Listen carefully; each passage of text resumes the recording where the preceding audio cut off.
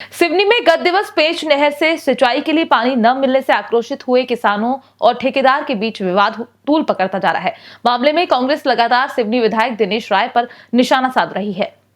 कांग्रेस ने ज्ञापन सौंपकर विधायक के विरुद्ध एफआईआर दर्ज कराने की मांग की। वहीं अब सिवनी विधायक ने भी कलेक्टर और एसपी को ज्ञापन सौंपकर मामले में निष्पक्ष जांच कराने का आग्रह किया। साथ ही विधायक ने कांग्रेस के द्वारा लगाए जा रहे सभी आरोपों को लेकर अपनी प्रतिक्रिया भी दी। इसके अलावा विधायक ने यह भी कहा कि यदि समय पर क्षेत्र के किसानों को पेंच नहर से पानी नहीं मिला तो किसानों का आक्रोश विस्फोटक रूप ले सकता है और इस बात की जिम्मेदारी जिला प्रशासन की होगी। नहीं है तो आपने पहला प्रश्न किया हमसे कि विधायक जो है किसानों के लिए खड़ा हो रहा है। हमारा वही तो प्रश्न है। हमने पहले क्या कहा कि ये जो प्रेस वार्ता है ये किसानों को गलत साबित करने के लिए नहीं है, न ये अधिकारियों के बचाव के लिए है। ये विधायक को हम इसलिए गलत साबित कर रहे हैं कि विधायक जी पिछले 3 टेन्योर से विधायक है, तीसरा टेन्योर उनका ये। क्या उन्हें इस परियोजना की जानकारी नहीं थी? क्या उन्हें नहीं पता था कि ये पानी किसानों को लगने वाला है अक्टूबर, दिसंबर, नवंबर में है? उन्होंने नवंबर में क्यों ये चौपाल भोपाल की? उन्होंने अक्टूबर में क्यों नहीं की? उन्होंने मई में क्यों नहीं की? उन्होंने अप्रैल में क्यों नहीं की? उन्होंने जून में क्यों नहीं की? दूसरी बात, यदि आप बोल रहे हो कि हमने कहा था कि हम उनके साथ खड़े रहेंगे, यदि वो हमारे से समर्थन मांगते या हमसे वो बोलते कि भैया आओ हमारे साथ मनाइए, इसी तरह से यदि उनको हमारी समर्थन की जरूरत थी तो हमसे बोलते। हम नहीं जाते तब आप ही प्रश्न करते हमसे। आपने प्रश्न पहले कर लिया हमसे, उनसे पूछना नहीं आ रहा। अब उससे बोलना कि हमने जो प्रेस कॉन्फ्रेंस में आरोप लगाए, क्या मुनमुन राय की भारतीय जनता पार्टी हमारे लगाए गए आरोपों का क्या वो वहां पर वो स्पष्टीकरण या सफाई देगी? जो अशोक डहरिया यहाँ के सी हैं और कांग्रेसियों द्वारा जिस तरीके से हो हल्ला करना और मुझे बदनाम करने की साजिश है, जिसको लेकर मैंने स्वयं जिला प्रशासन, कलेक्टर महोदय और एसपी महोदय को स्वयं समक्ष होकर मैंने एक उनको पत्र दिया हूं कि जो घटना हुई है, दुर्घटना जिसको बता रहे हैं ये 4 तारीख का, उसकी सूक्ष्मता से जांच करें वो, क्योंकि किसान इस समय बहुत आक्रोशित है। क्योंकि 7 तारीख को पानी खोलने को बोला, इन्होंने खोला नहीं। आज हम 8 तारीख को बैठे, कल 9 है और 10 तारीख तक ऐसा ना हो किसानों का इतना तीव्र आंदोलन हो जाए जिसको जिला प्रशासन को संभालना मुश्किल हो जाएगा। क्योंकि इसके द्वारा झूठी मनगढ़ंत कहानी करे। क्योंकि अशोक डहरिया में पूरे विश्व अपनी उससे बोलना चाहता हूं, ये ठेकेदार है ना कि कर्मचारी है।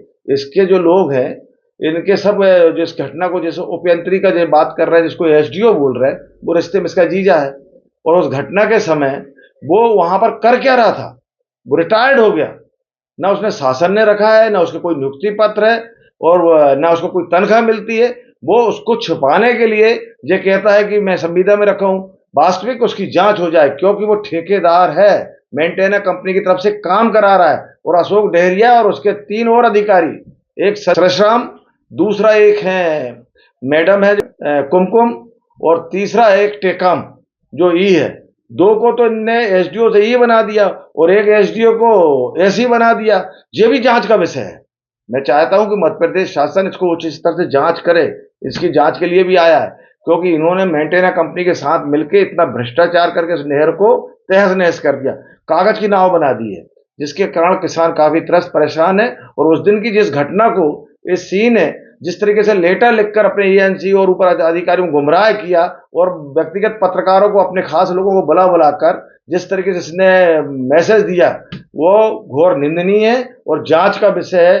क्योंकि उस दिन कोई ऐसी घटना जिस तरीके की वो बता रहा है कि एक अनुविभागीय अधिकारी एसडीओ के साथ जे हुआ, झूठ बोल रहा है। जे अपनी ठेकेदार, खुद के परिवार के लोग ठेकेदारी कर रहे हैं, जिसको गुमराह करने के लिए इसने पूरी मनगढ़ंत कहानी बनाई है। क्योंकि इसमें भ्रष्टाचार में जो लिप्त है, जिससे जो बचने के लिए मेरे ऊपर इस तरह की बात कर रहा है। मैं तो कहता हूं मैं जनप्रतिनिधि हूं, जनता का सेवक हूं, जनता का नौकर हूं, मालिक नहीं। मैं विधायक बना हूं, कल नहीं रहूंगा, मुझे विधायक का लोभ नहीं है, लेकिन ऐसे भ्रष्ट निकम्मे अधिकारियों को छोड़ूंगा नहीं। 25 बार विधानसभा लगा चुका।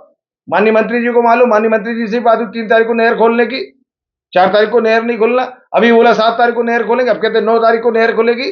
कब तक छलावा होगा?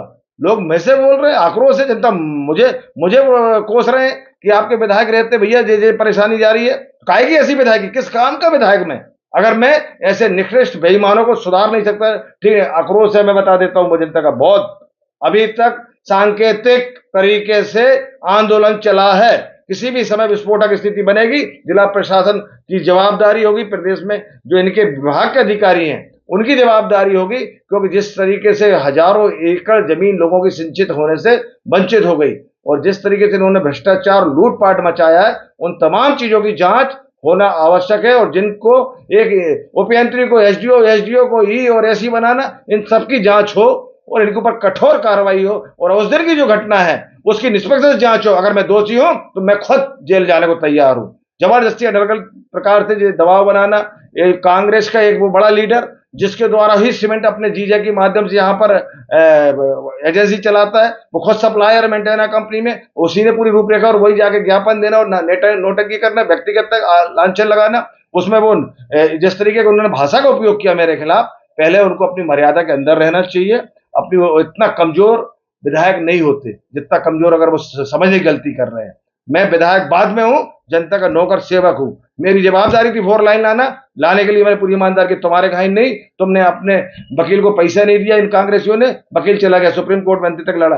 पेंच नहर के लिए हम लड़ाई लड़ रहे हैं, मेडिकल हम लेके आए, हमारी सरकार, मोहन जी की सरकार, भारतीय जनता पार्टी की सरकार